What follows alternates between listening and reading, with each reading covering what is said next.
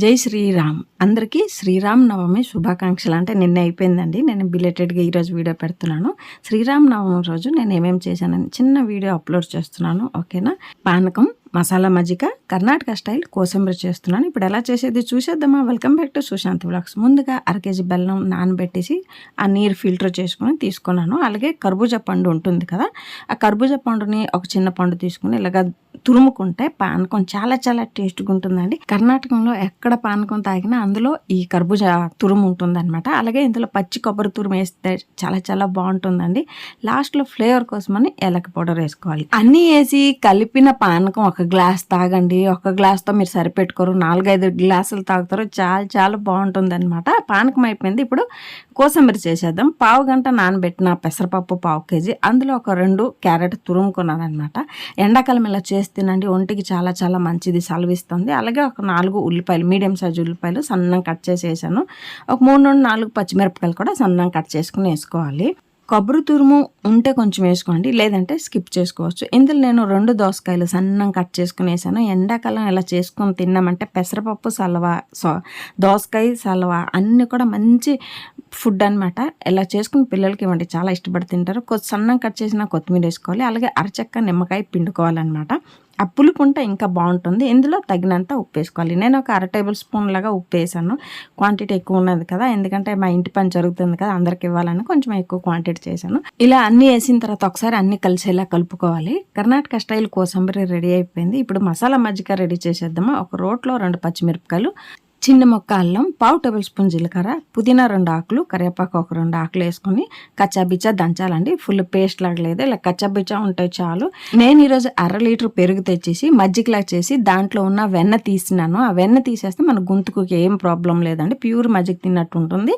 ఇందులో రుచికి తగినంత ఉప్పు వేసుకోవాలి. అలాగే సన్నం కట్ చేసిన కొత్తిమీర వేసుకున్నామంటే మసాలా మజ్జిగ సూపర్ అనమాట. మనం ఈ మజ్జిగలో ఉన్న వెన్న తీసినాం కాబట్టి జిడ్డు లేకుండా మనం ఎన్ని గ్లాసులు తాగినా తొందర ఏం లేదు. ఇప్పుడు మజ్జిగ రెడీ అయిపోయింది, పానకము, కోసంబరి అన్నీ రెడీ అయిపోయింది. చూసారు కదా, మనం అంటే పెసరపప్పు వడపప్పు చేస్తాం, బెల్లమో చీని కొబ్బరి తురుము వేసుకొని చేస్తాం. ఇలా చేసినా కూడా చాలా బాగుంటుంది. మేము బెంగళూరులో ఇల్లు కట్టిస్తున్నాం కదా, మా వీడియో చూసిన వాళ్ళందరికీ తెలుసు, అప్పుడప్పుడు నేను చెప్పుకునే ఉన్నాను. వాళ్ళకి కూడా కొంచెం పానకం మజ్జిగ కోసంబరి ఇచ్చేస్తామని వచ్చాను. ఈ సంవత్సరం మేము వాళ్ళందరితో కలిపి శ్రీరామనవమి సెలబ్రేషన్ ఎలా చేసుకున్నాం అనమాట. మీకు వీడియో నచ్చుతుంది అనుకుంటున్నాను. అందరికీ పానకం ఇస్తే అందరు కూడా చాలా బాగుందని ఇష్టపడి తాగారండి. ఏదైనా మనం చేసామనుకోండి, ఆ దేవుడి మీద భక్తి, మనసులో కొంచెం ప్రేమ ఉంచుకొని చేస్తే ఏది కూడా మనం టేస్ట్ చూడకపోయినా కూడా అన్నీ కరెక్ట్గా కుదిరిపోతుంది అనమాట.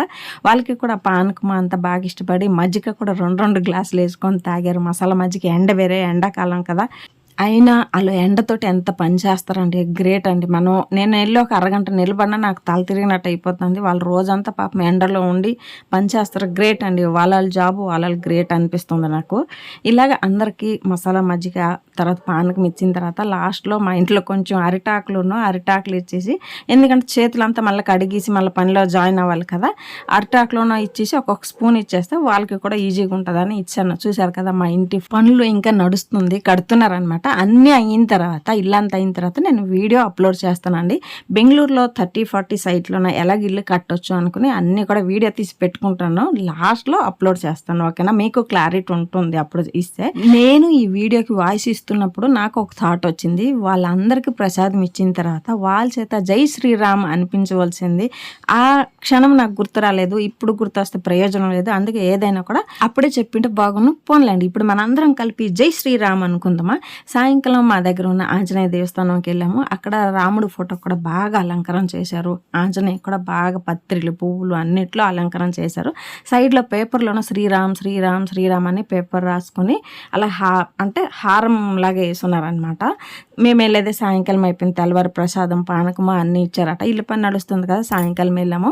చూడండి, ఇక్కడ రామ, లక్ష్మణ, సీతాదేవి ఎంత బాగున్నారు కదా, ముద్దుకి చిన్న చిన్న విగ్రహాలు. ఇంకొక ఇంపార్టెంట్ ఏంటంటే, ఇక్కడ మేము వెళ్ళాము, మా అందరి చేత రాముడు పాటలు పాడించారండి. చాలా బాగున్నాం, ఒళ్ళంతా పులకరించింది అనమాట. భక్తి పాటలు పాడినాం కదా, ఒక 3-4 పాటలు పాడించారు. లాస్ట్ లో మా ఇష్టదేవుడు దర్శనం కూడా చేసుకున్నాము. ఇష్టదేవుడు ఎందుకంటే బెంగళూరులో మన చేతిలో మనం అభిషేకం చేసే దేవస్థానం ఇదనమాట. అంటే మా ప్లేస్ లో ఉండేది, మాకు చాలా ఇష్టం.